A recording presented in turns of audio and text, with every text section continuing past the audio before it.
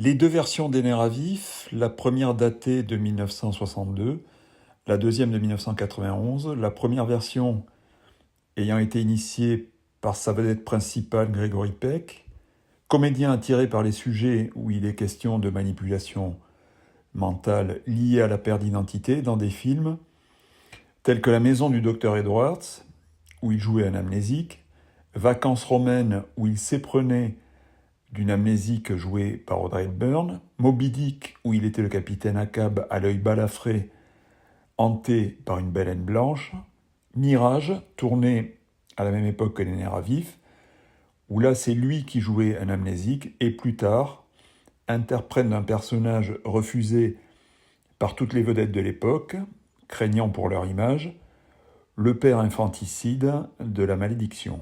Le film est tourné sous la présidence de Kennedy, ce n'est pas un hasard.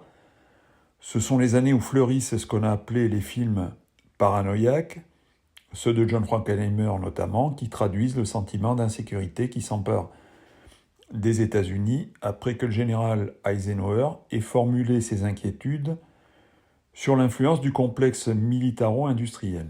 Pour réaliser le film, Peck fait appel à Jack Lee Thompson, qui dans sa filmographie anglaise aura tourné plusieurs films où il est question d'enfants menacés de mort par des adultes, et avec qui il venait de tourner Les Canons d'Avarone, où les canons surdimensionnés qui menaçaient les hommes nous évoquaient deux énormes phallus, canons qui d'ailleurs avançaient et reculaient en tirant, comme lors d'un coït, dans une histoire qui se passait d'ailleurs en Grèce, où dans l'Antiquité le phallus était notamment associé au culte de Dionysos, dieu du vin et de la fertilité. Ce symbole sera découvert et réinterprété par la contre-culture des années 60, dont le cinéma est fortement imprégné. Jack Lee Thompson, par ailleurs, réalisateur du Mystère des 13, que j'ai cité dans plusieurs vidéos, film sur une société secrète aux symboles évocateurs, ou encore Les Rois du Soleil, qui parlent des sacrifices humains dans les sociétés précolombiennes, film que plus d'un considère comme un précurseur de l'Apocalypto de Mel Gibson. La covedette des nerfs à vif, première version, c'est Robert Mitchum, le seul acteur hollywoodien qui soit devenu un mythe en ne jouant pratiquement que des sales types et qui prolonge ici son personnage de La Nuit du Chasseur, monstre tueur d'enfants déguisé en prêtre. La deuxième version, sortie en 1991, coïncide avec la première guerre du Golfe qui fait ressurgir les monstres du passé, ceux des années 60 où on envoyait des troupes au Vietnam, incarnés par le retour de Max Cady, le démon qui vient rafraîchir la mémoire d'un père de famille américain de la middle class. Le titre original, Cap Fear, le cap de la peur ou cap de l'angoisse, est d'ailleurs tout à fait symbolique de ce que vivent les États-Unis à ces deux périodes de leur histoire. Dans la première version, le personnage surgit dès le générique en avançant à contre-courant comme s'il remontait le temps, ce qu'il s'apprête effectivement à faire. Il retourne à son point de départ, à une époque et en un lieu, un tribunal, où il avait été rayé de la circulation. Dans la deuxième version, c'est un générique graphique qui superpose des images de nature diverses et qui, avec cet œil, cette bouche hurlante et ce visage pareil à un masque, nous rappelle le générique de l'opération Diabolique, dont le concepteur était le même Saül Bass. Film analysé sur la chaîne où il est question, comme ici, de double identité. Max Cady, première version, est d'emblée présenté comme un malappris qui se retourne sur les femmes pour regarder leurs fesses, qui rentre dans un tribunal en fumant et qui jette son cigare par terre au mépris du travail de l'agent de nettoyage. On comprend à son regard qu'il est venu régler un compte avec l'avocat qui est en train de plaider. La seconde version s'ouvre sur un prologue où Danielle, la fille de l'avocat interprétée par une actrice qui a le vice imprimé sur le visage, évoque des réminiscences, c'est-à-dire des souvenirs fragmentés, dans un contexte où une magie réelle a troublé la sérénité de l'été au crépuscule, dans un lieu nommé Cap Fear, le cap de l'angoisse. Elle semble prendre un malin plaisir à évoquer ses souvenirs. donnant l'impression d'être sous l'emprise d'une force magique. Car l'histoire de cette deuxième version est racontée en flashback, à partir de l'image de cette adolescente qui se confesse à la caméra. L'entrée en scène du Max Cady nouvelle version est très différente de la première. On le prend au sortir de sa cellule de prison, comme une bête qu'on libère de sa cage. Cellule tapissée par des images sans lien les unes avec les autres, du général Patton au missionnaire mexicain Philippe de Jésus, en passant par Frédéric Nietzsche, Staline, des héros Marvel et tout un tas de bouquins qu'il a pris le temps de lire durant ses années de détention. Un personnage qui visiblement s'est équipé autant intellectuellement que physiquement, mais contrairement à la première version où le spectateur le suit parce que c'est lui qui nous entraîne dans sa croisade vengeresse, le Max Cady de la nouvelle version vient vers nous. On se le prend littéralement en pleine figure, comme si c'était avec nous qu'il avait un compte à régler. Dans la version de 1962, la rencontre entre Sam, l'avocat, et Max Cady survient dès le début, contrairement à la seconde version, où on nous présente d'abord la famille de l'avocat avant que la rencontre entre les deux hommes ne se produise. Max se rappelle au souvenir de Sam sans lui dire explicitement, pour le moment en tout cas, qu'il a l'intention de lui faire payer sa dette. Le lien entre les deux hommes se noue tout de même assez vite quand Max prend les clés de contact de la voiture de Sam, objet personnel s'il en est, au moment où il va démarrer sa voiture. Après lui avoir rappelé les années qu'il a passées en prison à cause de lui, Max oriente l'attention de Sam vers une femme dans la rue pour dire à Sam qu'il est connaisseur en matière de belles femmes et lui faire remarquer que sa fille deviendra belle elle aussi. On comprend que Max a l'intention de s'en prendre à la fille de Sam. Et le film va semer un certain nombre d'indices pour nous dire que Max est en fait le reflet inversé de Sam. Les prénoms des deux personnages sont d'ailleurs de quasi-palindromes.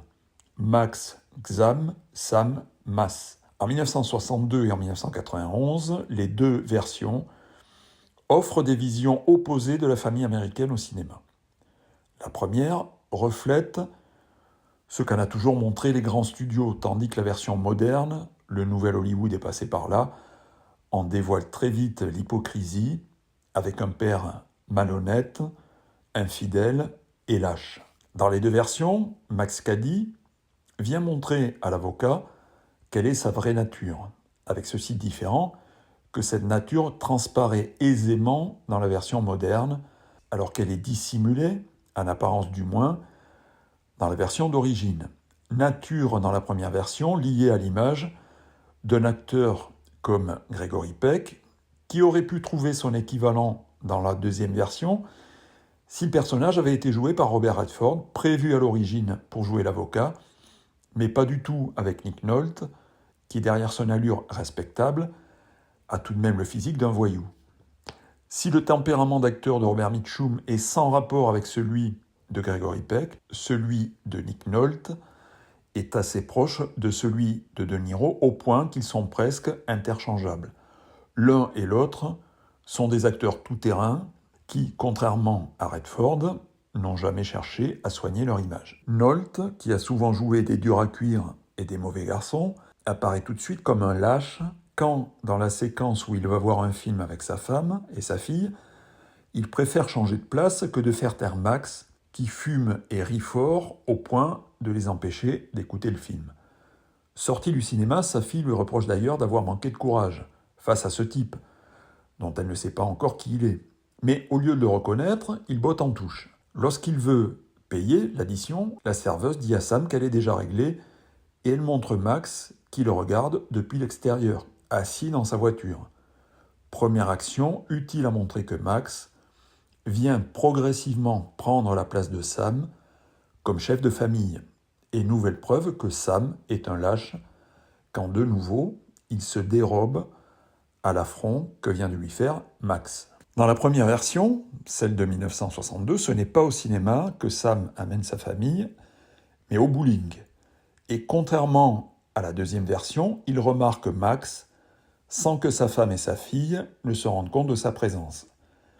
Sam version Gregory Peck ne se montrera jamais lâche. En revanche, il commence à avoir peur. On le voit quand il tire sa boule à côté de la quille. La version 1991 met en avant l'aspect irréel du personnage de Max, apparaissant d'abord à Sam sur l'écran du film qu'il regarde, avant de disparaître aussi vite qu'il est apparu dans la scène d'après. Max Cady tourne autour de Sam et de sa famille pour les avertir qu'il est là, longtemps avant de se confronter directement à Sam, dans l'intention de lui dire qu'il ne va pas le lâcher comme ça. La confrontation en 1991 est, à quelques détails près, identique à celle de 1962. Sam dans sa voiture, Max à l'extérieur, qui lui dérobe les clés de contact. La réaction de Sam est, comme dans la scène précédente, d'une absolue lâcheté. Cependant, la peur, qui n'est pas clairement exprimée chez le Sam de la première version, il la confesse au policier qui recueille son témoignage au sujet des menaces que commence à faire peser sur lui Max Cady. Scène qui nous apprend pourquoi Max veut s'en prendre à lui et à sa famille. En effet, Sam a autrefois témoigné contre Cady, accusé d'avoir agressé une fille. Le terme viol était évité à l'époque, mais c'est fortement sous-entendu. Le flic à qui Sam s'est adressé lui dit qu'il va tenter de faire coffrer Cady pour vagabondage. Et quand la police va le cueillir dans un bar de la ville, Max est en train de s'intéresser à une entraîneuse qui a les mêmes caractéristiques physiques que la femme de Sam, brune aux yeux foncés. Et quand il est amené au poste de police pour y être interrogé en présence de Sam, mi-torse nu, il passe volontairement devant Sam jusqu'à le faire disparaître pour prendre sa place dans le cadre. On apprend à ce moment-là qu'il connaît très bien le droit pour l'avoir étudié en prison, ce qui fait de lui l'égal de Sam dans ce domaine. Sam qui aura donc du mal à le mettre hors d'état de nuire. Sam, ne pouvant cacher l'existence de Max à sa famille, après que ce dernier soit venu empoisonner leur chien, est obligé de leur dire qui il est. Et pour que Nancy, sa fille, puisse le reconnaître s'il venait à s'approcher d'elle, Sam lui donne une description physique de Max Cady. Un homme grand et brun qui porte un panama et qui fume le cigare. Sans le cigare et sans le panama, l'homme grand et brun pourrait tout aussi bien être Sam. Vient ensuite le rêve de la femme de Sam, Peggy, prénom qui n'est pas vraiment celui d'une mère de famille. Il suggère plutôt une énergie charmeuse et une certaine désinvolture qui la rapprocherait de la fille du cabaret. La nuit dans sa chambre, donc Peggy, rêve d'une conversation entre elle et Sam, conversation dont on ignore si elle a eu réellement lieu ou si elle est en train de la rêver. En effet, dans ce rêve, dont l'équivalent est peut-être la réminiscence dont parle la fille de Sam dans la version moderne, elle entend Sam dire qu'on ne peut pas mettre en prison un homme pour un crime qu'il pourrait commettre. Cady n'a effectivement pas encore commis de crime, mais Sam non plus. Peggy s'entend alors dire, dans le même rêve, qu'il pourrait prendre des vacances pour échapper à Max Cady. Mais Sam lui répond que ça ne servirait à rien, parce que Cady a les moyens de les suivre n'importe où. La bête qui s'est éveillée fait bel et bien partie de cette famille sans histoire, et il ne suffit pas de changer d'endroit pour la faire disparaître. Le rêve que faisait Peggy la sort de son sommeil et elle constate l'absence de Sam à ses côtés, subjectivement puisque le code ACE, interdisant de montrer un couple dans le même lit, était encore en vigueur en 1962. En tout cas, Sam n'est pas dans la chambre, mais elle constate aussi l'absence de Nancy dans la sienne. Père et fille ne sont pas en train de dormir. En allant voir au rez-de-chaussée s'il s'y trouve, elle est effrayée par l'ombre d'un chapeau qui, lorsqu'elle allume la lumière, s'avère être le chapeau de Sam.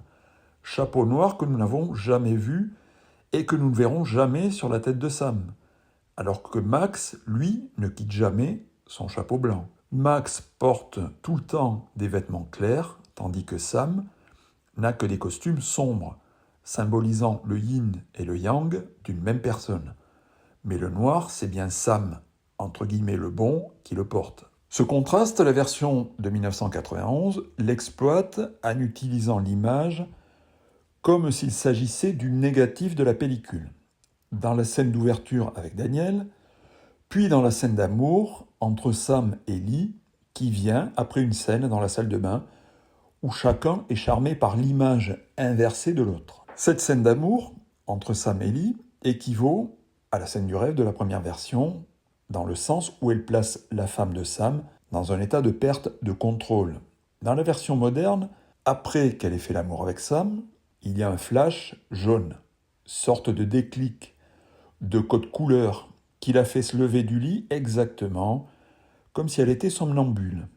Elle va s'asseoir devant sa table à maquillage, où elle se voit en plusieurs exemplaires, personnalités multiples, point d'interrogation, puis elle se passe les doigts sur les yeux, comme pour se mettre en condition de faire une chose en particulier. À ce moment-là, apparaît un flash rouge qui l'amène vers la deuxième étape de son conditionnement mental. La caméra, à ce moment-là, zoome sur le miroir où elle se reflète pour isoler une de ces trois personnalités en laissant de côté les deux autres. Cette personnalité en état d'hypnose se badigeonne la bouche de rouge à lèvres, ce qui nous renvoie à l'entraîneuse du bar de la première version qui ressemblait à la femme de Sam. Et dans cet état hypnotique, elle regarde à l'extérieur où elle aperçoit Max. Mais c'est une image irréelle de Max. En effet, il est perché sur le mur d'enceinte de la propriété comme s'il s'y était posé depuis les airs. Tandis que le feu d'artifice annonce le 4 juillet, qui, dans ce contexte-ci, est synonyme de menace et de mort, parce que Max est venu rappeler à cette bonne famille que leur respectabilité n'est que pure hypocrisie. Mais quand Sam et Lee sortent dans le jardin pour l'interpeller, Max a disparu. Lui est-il simplement apparu, comme il était apparu à Sam, dans la scène du restaurant? Ellie, qui se rend compte qu'elle a les lèvres maquillées, parce qu'elle sort à ce moment-là de son état hypnotique, s'empresse d'effacer son rouge à lèvres pour que Sam ne se rende pas compte qu'elle se préparait, dans cet état de conscience altéré, à se donner à la bête sauvage qu'est Max Cady. Avant cette séquence, qui est très particulière dans le sens où elle donne un certain nombre de clés utiles à comprendre les intentions du film, Daniel, leur fille, a soumis à son père un devoir d'école où, en s'appuyant sur les textes d'un auteur, elle doit évoquer sa propre réminiscence, c'est-à-dire la mémoire incomplète, la mémoire fragmentée. Sam lui demande alors sur quoi portent ces réminiscences. Et Nancy lui répond « notre bateau », sans en dire plus. On ne sait pas ce que ça veut dire pour le moment, mais c'est sur ce bateau précisément que Max Cady va s'en prendre de la manière la plus brutale à Daniel, à Sam et à Lee. Mais il semblerait, d'après les réminiscences de Daniel, qu'il se soit passé jadis quelque chose sur ce bateau, une chose qu'elle se serait efforcée d'oublier. Gardons à l'esprit que Max, et ça a été revendiqué par Scorsese lui-même, est la partie enfouie de chaque personnage, ce qui nous permet de penser que certaines séquences dans lesquelles Max intervient sont des reproductions d'événements déjà vécus qu'on nous montre cette fois tels qu'ils se sont réellement passés. Revenons à la version de 1962. Contrairement à la version moderne, cette version-là a dû se débrouiller avec les contraintes de la censure pour sous-entendre, Hitchcock s'y était collé aussi, pour sous-entendre que les pères de famille abusent sexuellement de leurs enfants. La version moderne aurait pu aborder le sujet sans passer par quatre chemins, mais elle se devait de respecter l'histoire originale d'où proviennent ces sous-entendus. Revenons à la scène où Peggy est effrayée par le chapeau de Sam. Au même moment, elle voit sa fille, Nancy, qui s'est levée, elle aussi, parce qu'elle avait faim, et se rend compte que Sam est à l'extérieur en train de parler à un agent de police. L'agent repartit, elle serre Sam dans ses bras en lui disant « Ne me fais plus jamais une peur pareille ». Mais de quoi a-t-elle eu peur exactement en voyant que ni son mari, ni sa fille n'étaient dans leur lit? Max n'est pas du tout impliqué dans cette scène. On retrouve ensuite Sam en train de plaider dans une affaire qui ne concerne pas le sujet du film. C'est une simple séquence utile à nous montrer Sam dans son environnement professionnel, mais où la présence d'un tibia pourrait avoir un sens, s'il s'agit d'établir un rapport avec les Skull and Bones, société hermétique très souvent évoquée dans le cinéma américain. Si on a mis l'os en évidence à ce point dans une séquence de pure transition, c'est sans doute pour attirer notre attention vers lui. L'os en question est posé sur la table, comme dans la photo officielle des membres de la confrérie, et lorsque Sam doit quitter l'audience parce qu'on le demande en coulisses, il tend l'os à son confrère, comme un objet qu'on se transmet entre membres d'une même société, afin que le dit confrère continue la plaidoirie à sa place. Dans les deux versions du film, Sam est en lien avec tout un tas de personnes, flics, détectives, magistrats et même voyous, disposés à l'aider comme s'entraident les membres des fraternités et autres confréries ésotériques. Le milieu de la justice est bien souvent montré comme une société hermétique dont le profane ne connaît pas les codes. Et quels sont les outils auxquels Sam a recours pour se défendre contre Max ? Les textes de loi, c'est-à-dire un jargon que seuls les initiés comprennent et dont ils usent à leur guise. Mais c'est grâce à la connaissance de ce jargon avec lequel il s'est familiarisé en prison que Max peut désormais contre-attaquer.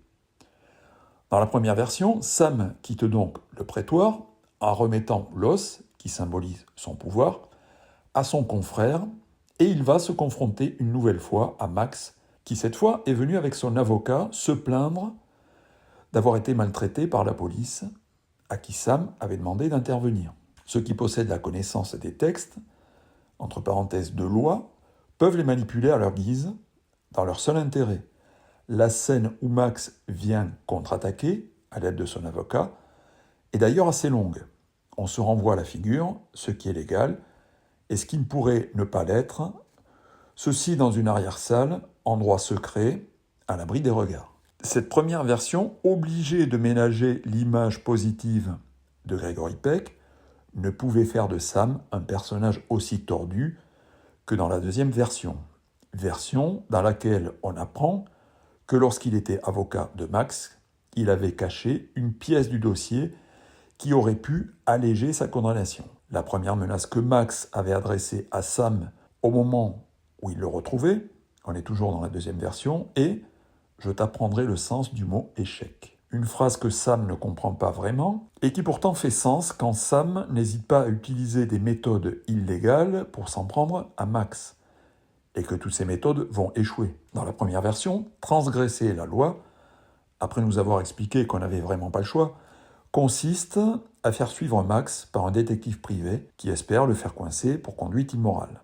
La fille avec qui il est, à ce moment-là, est l'entraîneuse masochiste qui ressemble à la femme de Sam et à qui Max va mettre une correction mémorable, sans aucune raison objective, sinon pour signaler au public qu'il pourrait s'en prendre à la femme de Max, comme à cette entraîneuse qui lui ressemble étrangement. Dans la deuxième version, ce personnage féminin auquel s'en prend sauvagement Max Cady n'est pas du tout une entraîneuse, c'est la maîtresse de Sam, qui est secrétaire au tribunal. Il s'en prend à elle pour, à travers elle, atteindre Sam. À ce niveau-là du film, Max a suffisamment pénétré l'intimité de Sam pour se confondre avec lui. Un élément qui n'existe que dans la deuxième version et qui sous-entend beaucoup de choses est la fête de l'indépendance du 4 juillet. Elle est montrée comme un défilé de momies qu'accompagne la musique angoissante de Bernard Herrmann. Au cours de ce défilé, Sam s'en prend physiquement à Max parce qu'il ne cesse de dévisager sa femme. On voit pendant que Sam frappe Max, un soldat du défilé, qui regarde ce qui se passe du coin de l'œil et continue à parader comme si de rien n'était. Un moyen, après le feu d'artifice, de mettre l'accent sur le côté factice et mensonger de cet événement national, le 4 juillet, qui cristallise les vertus de l'Amérique, mais surtout qui en dissimule la monstruosité, laquelle est incarnée par Max, présent dans la foule, comme n'importe quel spectateur. Ce qui nous rappelle la présence de Travis Bickle dans la foule qui acclamait le candidat à la présidence dans Taxi Driver. On finit par apprendre, assez tardivement d'ailleurs, à plus d'une demi-heure de film, de quoi était fait le dossier que Sam a dissimulé pour faire condamner Max. La fille qu'il avait violée n'avait que 16 ans et elle était loin d'être vertueuse. Quand sa fille, Danielle, qu'on appelle d'ailleurs Danny, comme l'enfant de Shining, apprend que Max a jadis violé une fille, au lieu d'être horrifiée, elle est toute émoustillée. Elle précise même qu'elle aussi va bientôt avoir 16 ans. Comment peut-elle éprouver de l'excitation à l'idée d'être violée? Sinon, parce qu'elle a été élevée dans une famille qui a abandonné ses valeurs chrétiennes et qui laisse les jeunes filles de son époque s'ouvrir à la sexualité à travers la pornographie. C'est un indice qui nous sera confirmé plus tard par un programme télé hyper violent que regarde Danny, en contraste avec un autre programme télé qui nous montre une femme placer ses mains devant ses yeux comme le faisait sa mère, méthode utilisée par les adeptes de la PNL pour se programmer mentalement. Comme dans de nombreux films, l'arrivée d'un criminel lève le voile sur ce que cache la respectabilité des protagonistes. Dans une scène à la Bergman, du type scène de la vie conjugale, la deuxième version révèle que Sam a toujours été infidèle à sa femme, chose qu'on ne pouvait absolument pas évoquer dans la version de 1962. Version qui ignorait également l'humiliation de classe ressentie par Caddy, qui est un rural illettré, envers Sam, modèle de réussite sociale. Dans les deux versions, le détective privé, impuissant à faire arrêter Caddy, propose à Sam d'employer les grands moyens, c'est-à-dire de payer des voyous pour lui faire la peau. Les deux Sam, dans un premier temps pour le moins, refusent catégoriquement. Jack Lee Thompson, obligé de jongler avec une censure qui n'a pas du tout encombré Scorsese, met en scène Nancy, la fille de Sam, en train d'aider ses parents à repeindre le bateau, dans une tenue qui met en valeur ses formes féminines naissantes, et dans une position à la limite de l'impudeur. Qu'elle soit nettement plus jeune que dans la deuxième version, l'actrice qui l'incarne a au moment du tournage 13 ou 14 ans, est profitable au sujet du fait qu'elle éveille auprès des adultes un désir autrement plus scandaleux qu'une fille de 16 ans dans la deuxième version. Entre cette scène du début du film où elle semble n'avoir guère plus de 8 ans et cette scène du bateau, on a le sentiment qu'elle a vieilli de plusieurs années alors qu'il s'est passé quelques jours à peine. Toujours dans cette scène du bateau, le père, la mère et donc la fille vont se comparer à des rats. Des rats qui quittent le navire pour aller faire une course quelconque et qui vont laisser leur fille sur le bateau. La référence au rat, là aussi rencontrée dans de nombreux films, Scorsese s'y réfère dans 2 de ses films analysés sur la chaîne, est une métaphore de l'enfance abusée à travers, je l'ai déjà évoqué 2 fois, la légende du joueur de flûte de Hamelin qui, après avoir dératisé une ville, en échange d'une récompense qu'il n'a pas obtenue, amène les enfants de cette même ville pour les faire disparaître à jamais. Quand Nancy dit à ses parents « Nous sommes une famille de rats », on peut entendre que la famille Boden ou la famille américaine au sens large est faite d'enfants perdus qui ont construit un pays malade, mais qui veut se croire en bonne santé à travers des parades grotesques telles que nous les montre la version moderne du film.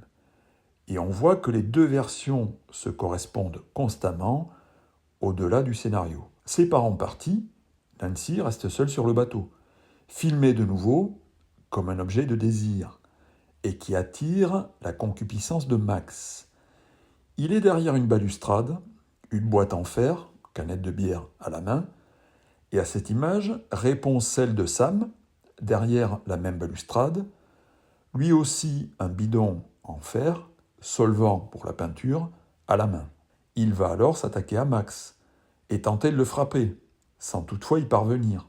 On ne se débarrasse pas du monstre aussi facilement. Dans les 2 versions, Max est le reflet de plusieurs protagonistes, et particulièrement de ceux qui sont supposés protéger l'enfance. Au-delà du père, il y a le système éducatif. Version 1962. Nancy sort du collège. Elle ne voit pas ses parents. Alors, elle monte dans leur voiture en attendant qu'ils arrivent. Mais qui voit-elle arriver à leur place? Max Cady. Ce qui nous ramène à une scène en amont où Max Cady prenait les clés de contact de la voiture comme si elle était à lui. Prise de peur de le voir venir vers la voiture où elle croit qu'il va monter, Nancy redescend de la voiture pour aller se réfugier dans l'école, lieu qui protège les enfants en principe, mais où elle voit s'approcher son agresseur, filmé au niveau de la braguette. Ce n'était finalement pas Cady, mais l'agent d'entretien du collège, qui potentiellement pourrait être aussi Cady. La deuxième version procède de la même manière, dans le sens où Danielle va être elle aussi mise en danger à l'intérieur du collège. Cady lui téléphone en se faisant passer pour un professeur de son lycée. Professeur de théâtre, ça nous évoque vaguement quelqu'un. Ceci afin, lui dit-il, de l'aider à surmonter les horreurs qu'elle traverse, et en particulier cette gêne quand un homme la regarde dans la rue. Il veut l'aider à être une vraie femme. Il lui dit que toutes ses angoisses sont un atout pour progresser et lui fait écouter au téléphone une chanson qui pourrait déclencher en elle un processus de programmation mentale. En effet, Danielle se met à sourire tandis que la télé qu'elle a dans sa chambre diffuse un film gore où des gens sont en train de se découper à la hache, chose qu'elle a sans doute l'habitude de regarder et qui lui font croire que les viols sont excitants. Pendant qu'il lui téléphone, Cady est accroché au plafond, comme une chauve-souris, pour travailler ses abdos. Mais la caméra se retourne pour lui donner l'aspect d'un spationaute, en apesanteur, plus démoniaque que jamais. Elle se rend donc au cours de théâtre auquel Max l'a convié, le théâtre étant par définition l'endroit où on apprend à être quelqu'un d'autre. Elle va y accéder comme dans un endroit secret, en passant par un tunnel. On la voit ressentir une certaine angoisse. Et lorsqu'elle arrive dans l'amphithéâtre, elle découvre sur la scène un décor de conte pour enfants, la maison de Mère Grand ou quelque chose comme ça. Maison d'où sort Max, qu'elle prend donc pour le professeur de théâtre. Max lui parle du roman de Thomas Wolfe qu'elle est en train d'étudier, roman qui l'invite, lui dit-il, à faire un voyage intérieur. Max lui dit que c'est un roman à clé et il conclut en disant qu'on n'échappe pas à ses démons en s'enfuyant de chez soi, ce qui nous ramène au rêve fait par Peggy dans la première version où elle entend Sam lui dire que Max les suivra où qu'ils aillent. Max demande aussi à Danielle si elle a lu la trilogie d'Henry Miller, Nexus, Plexus et Sexus. Henry Miller dont il est question dans After Hours, auquel j'ai consacré une vidéo et dont l'œuvre, un peu comme celle d'André Gide, tourne autour de la transgression des interdits, le rejet des normes puritaines et la critique du conformisme. Daniel réalise soudain qu'un professeur de théâtre ne peut pas tenir de tels propos et comprend qu'elle a affaire à Max Cady. Il ne le nie pas, mais il précise qu'il n'est pas l'être maléfique que ses parents lui ont décrit. Il lui dit que tout homme doit traverser l'enfer afin de trouver le ciel, comme le Jésus de la dernière tentation du Christ, et qu'il est là pour aider son père à trouver le salut. Dans ce contexte, il s'agit de surmonter un traumatisme pour atteindre un état de paix intérieure. C'est ce qu'on entend souvent de la bouche de celles et ceux qui ont survécu aux abus subis dans l'enfance. Mais ce discours, Daniel ne le comprend qu'à moitié, parce que sa mémoire est incomplète. Ce ne sont que des réminiscences, comme elle le dit elle-même. Ce monstre déguisé en prof de théâtre est toutefois parvenu à ses fins en gagnant la confiance de Daniel pour qu'elle accepte de lui faire une fellation, symbolisée par un doigt dans la bouche parce qu'on est dans un film grand public, puis l'embrasser et disparaître dans le décor comme un personnage de fiction. Daniel, qui réalise alors qu'elle était sous son emprise, quitte l'amphithéâtre, effrayé par ce qui vient de lui arriver. On vient d'assister à une longue scène de programmation mentale, dans un contexte qui peut nous faire penser aussi à la manière dont les metteurs en scène mettent sous emprise les comédiennes qu'ils auditionnent. Dans la version 1962, Nancy ressort de l'école dans le même état d'effroi que Daniel et le choc psychologique qu'elle éprouve est symbolisé par une voiture qui la percute, équivalent du pouce dans la bouche de la deuxième version. Sa fille traumatisée par Caddy, le Sam de 1962, décide de régler le problème sans faire appel à la loi, c'est-à-dire en allant s'emparer d'une arme dans le tiroir de son bureau. Au mur de ce bureau est affichée une image des mouvements de la Terre, dans le bureau d'un avocat, on ne sait pas trop pourquoi, fantaisie du décorateur que cette image, qui a peut-être inspiré l'image du Max spationaute dans la deuxième version. Mais le Sam première version ne va pas se mettre hors la loi, c'est-à-dire tuer Caddy, parce que c'est Gregory Peck. Il va au contraire le rencontrer pour lui proposer de l'argent, scène qui dans la deuxième version arrivait beaucoup plus tôt. Il comprend alors que Max n'a rien à faire de l'argent. Ce qu'il veut, c'est Nancy, sa fille. La bête qui veut la jeune fille, Sam l'a enfermée 8 ans en prison, c'est-à-dire quand sa fille était encore très jeune, mais désormais que sa fille a grandi, la bête est sortie de sa cage et il est impossible de l'y enfermer de nouveau.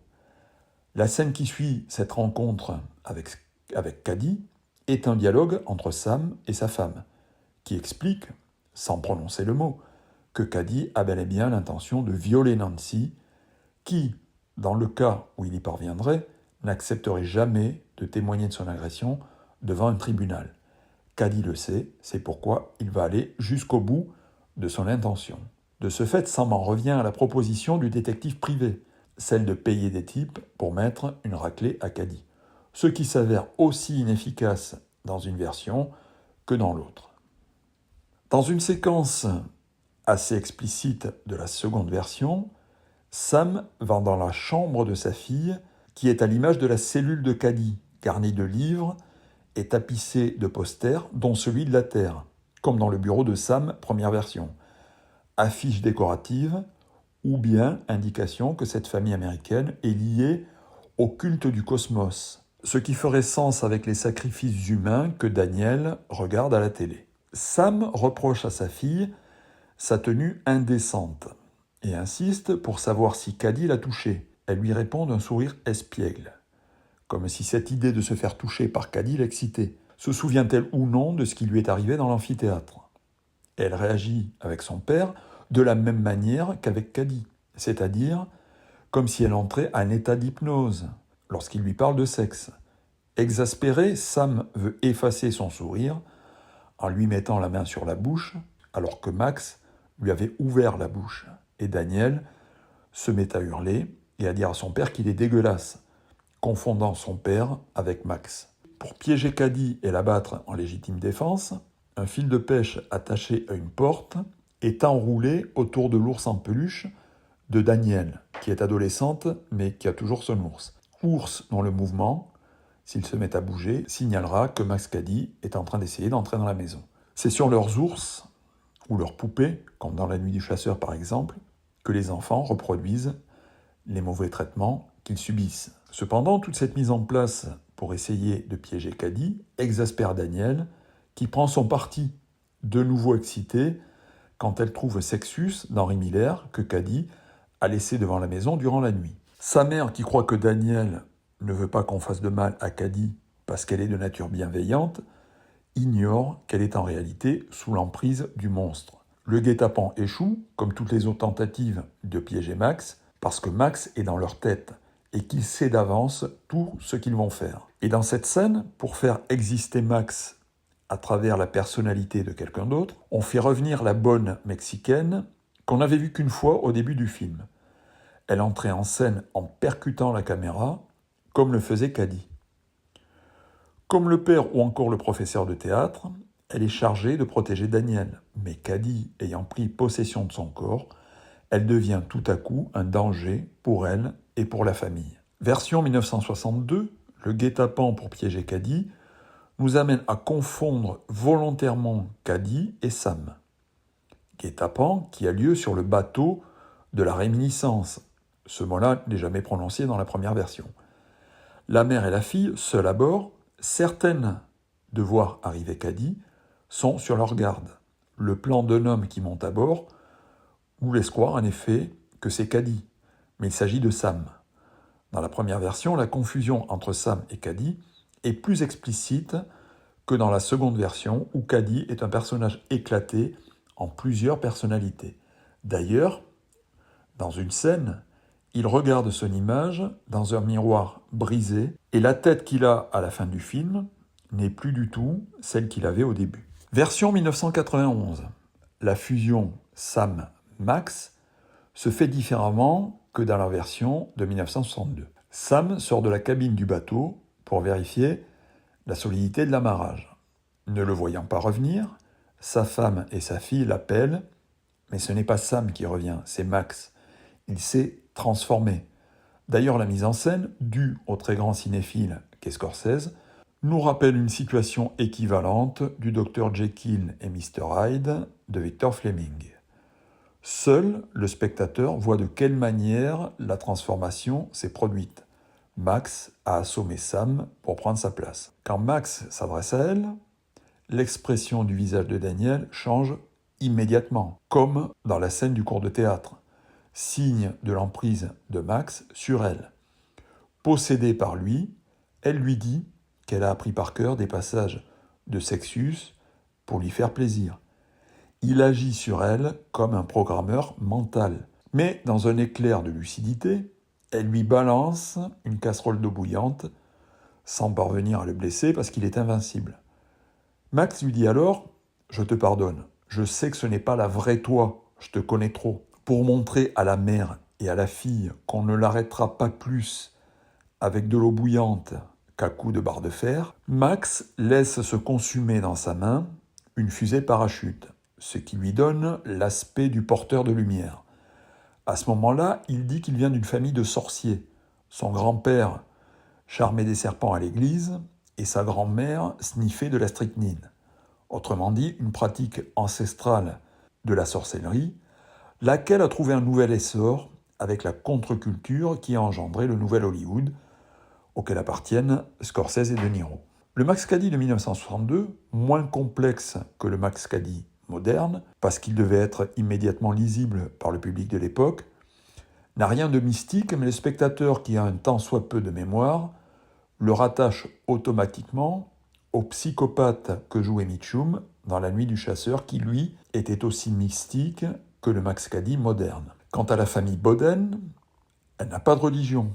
On aurait pu les voir prier pour éloigner le démon qu'est Cady à un moment donné de l'histoire. Ou bien, à la place de cette représentation de la Terre, aurait pu figurer dans le bureau de Sam une quelconque image pieuse.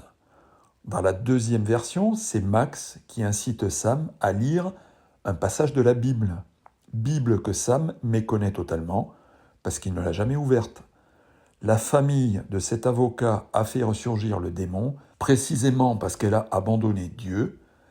Et c'est intéressant de noter qu'à partir des années 60, décennie du premier cas de Fear, et les années qui ont précédé le 11 septembre, la tendance générale du cinéma américain, qui bien sûr fait fi des exceptions, est de montrer désormais la religion comme une aliénation.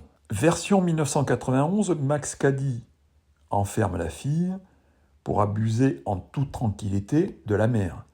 La mère à qui il dit « Quelques minutes avec moi et tu vas parler toutes les langues de Babel ». C'est-à-dire qu'il va la traumatiser jusqu'à la fragmenter en plusieurs morceaux, comme il l'est lui-même. Voyons la première version, où Sam, en planque, et Max, tapis dans les broussailles, sont filmés de la même manière. Cady va violer Peggy, on ne sait pas s'il va jusqu'au bout de ses intentions, mais c'est une scène très audacieuse pour l'époque, et quand Sam la retrouve inanimée, elle se débat parce qu'elle croit encore avoir affaire à Max. Scène encore plus audacieuse qui nous montre Max torse nu, dégoulinant de lubricité, qui veut s'en prendre cette fois à Nancy, près d'une table de ping-pong, où Max prend la place qu'avait Sam quelques scènes plus tôt. Une fois encore, les deux films se répondent parfaitement, avec cette main que plaque Max sur la bouche de Nancy, comme le Sam nouvelle version l'a plaqué sur le visage de sa fille. Dans la version moderne, avant l'affrontement final entre Max et Sam, Max, qui a résisté à tout, même aux brûlures, tient à refaire son procès en prenant le public à témoin. Public auquel il apprend que sa victime, du même âge que Daniel, n'était pas de bonne moralité. Et en enterrant ce rapport, Sam, à l'époque, n'a pas voulu voir qu'une mineure puisse avoir des mœurs dévoyées, faute d'avoir eu une bonne éducation. L'affaire qui a fait condamner Max date de 1977. Là aussi, drôle de coïncidence que cette date qui est au cinéma souvent liée à des films maléfiques. Sa victime avait 16 ans, donc né au moment du tournage de la première version, l'époque où l'Amérique commençait à tourner le dos à ses valeurs fondamentales. Toutefois, la vengeance de Max est la conséquence, dans la première version, d'un acte courageux de la part de Sam. Il a témoigné contre lui. Dans la deuxième version, de la lâcheté de Sam. Il a dissimulé des pièces du dossier. Mais la mise en scène de la première version nous a donné suffisamment d'indices pour qu'en témoignant contre Max, Sam ait voulu combattre ce qu'il aurait pu faire lui-même. Dans les deux versions, Max ne meurt pas. Dans la première, Sam lui promet la prison jusqu'à la fin de ses jours. Dans la deuxième, il le laisse se noyer. On se doute forcément qu'ils reviendront tôt ou tard, à moins que ceux à qui il s'en est pris reviennent vers Dieu. C'est ce que semble nous dire la deuxième version, qui nous montre les mains de Sam lavées du sang de la crucifixion, comme dans la dernière tentation du Christ.